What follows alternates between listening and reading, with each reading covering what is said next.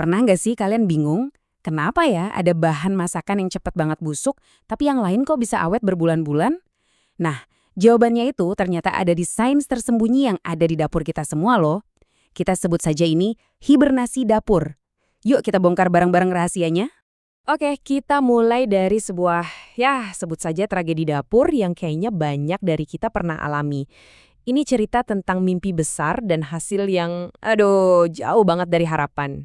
Pasti tahu kan rasanya udah ngikutin resep donat nih. Plek ketiplek, adonannya kelihatan cakep banget. Tapi setelah ditunggu berjam-jam, kok nggak ngembang-ngembang, adonannya malah tetap kempes, padat, dan ya ampun bikin sedih. Sebenarnya apa sih yang salah? Nah, ini dia. Intuisi kayak gini tuh ternyata hampir 100% benar. Idenya kan, ragi ini lagi tidur atau hibernasi. Tapi kuncinya ada di kalimat dari bungkus yang terbuka. Disitulah letak masalahnya. Yuk kita selidiki lebih dalam. Oke, sebelum kita lanjut lebih jauh, ada fakta singkat yang menarik nih. Pahlawan donat kita, si ragi, itu sebetulnya sejenis jamur loh, bukan bakteri. Ya, walaupun sama-sama mikroba, mereka beda. Tapi tenang aja, ini nggak mengubah inti ceritanya kok. Konsep hibernasinya itu yang tetap jadi kunci utama. Nah, dari kasus donat banta tadi, kita sekarang sampai ke sebuah prinsip ilmiah yang berlaku buat banyak hal. Inilah rahasia besar di balik semua bahan kering yang ada di dapur kita. Istilah kerennya buat hibernasi ini adalah dormansi. Coba deh bayangin makhluk hidup kayak ragi itu seolah-olah lagi neken tombol jeda di hidupnya. Mereka nggak aktif, nggak makan, pokoknya cuma nunggu. Nunggu sinyal yang pas buat bangun lagi. Terus gimana caranya biar sesuatu itu tetap dalam kondisi dorman? Rahasianya ternyata simple banget, nggak ada air. Jadi produsen ragi itu mengeringkan sel-sel raginya sampai kering total. Tanpa air, semua metabolisme berhenti, titik. Nggak makan, nggak menua, cuma nunggu. Inilah sihirnya kenapa ragi bisa awet berbulan-bulan di toko. Oke, sekarang kita udah punya senjatanya nih. Kita paham soal dormansi. Waktunya kita balik lagi ke TKP. Yup, ke bungkus ragi yang udah kebuka itu. Dan kita pecahkan misterinya. Jadi begini kronologi tragisnya.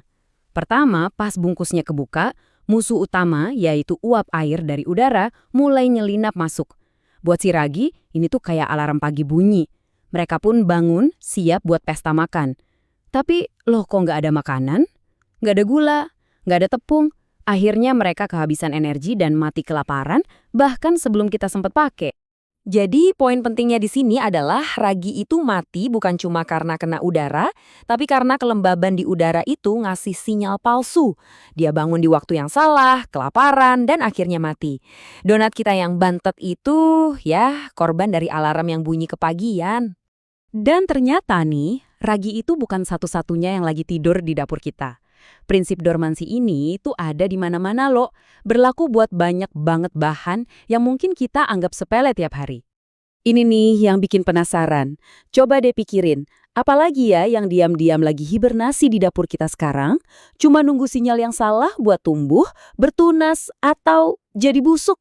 Jawabannya mungkin bakal bikin kalian kaget. Coba kita lihat ya, di dalam tepung terigu kita, bisa jadi ada telur-telur serangga mikroskopis yang lagi dorman. Terus kentang sama bawang. Itu bukan sayuran mati loh. Mereka itu umbi yang hidup, yang lagi tidur. Dan di permukaan buah atau sayur segar kita, ada pasukan bakteri pembusuk yang lagi nungguin setetes air aja buat mulai beraksi. Semuanya lagi nunggu panggilan buat bangun. Tapi tenang, jangan panik. Justru karena kita sekarang tahu musuhnya adalah membangunkan mereka di waktu yang salah, kita jadi bisa ngelawan balik.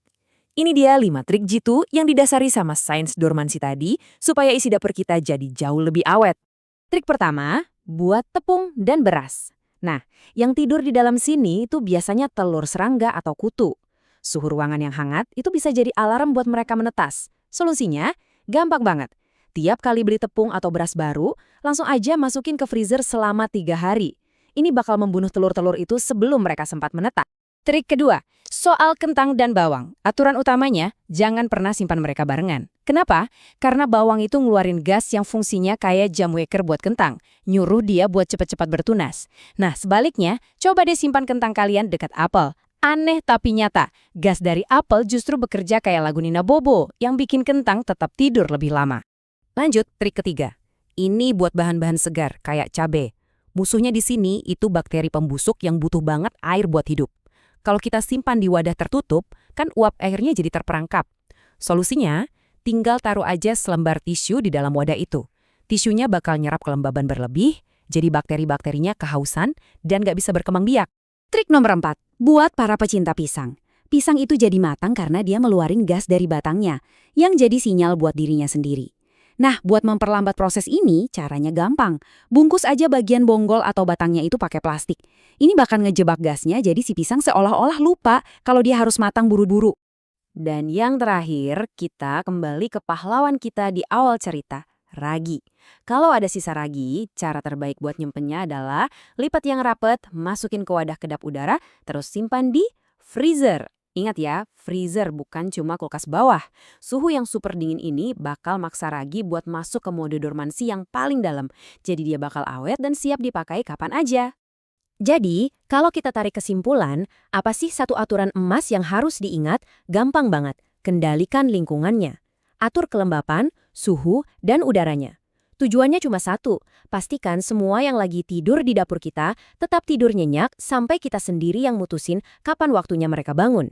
Nah, ini jadi bikin kita mikir ya kan? Selain dormansi, kira-kira kekuatan tak terlihat apa lagi sih yang lagi bekerja di dapur kita sekarang? Ngerti sains di baliknya tuh bukan cuma seru, tapi beneran bisa nyelamatin donat kita berikutnya. Jadi coba deh sekarang lihat dapur kalian dengan kacamata baru. Kira-kira apa lagi yang bakal kalian temukan?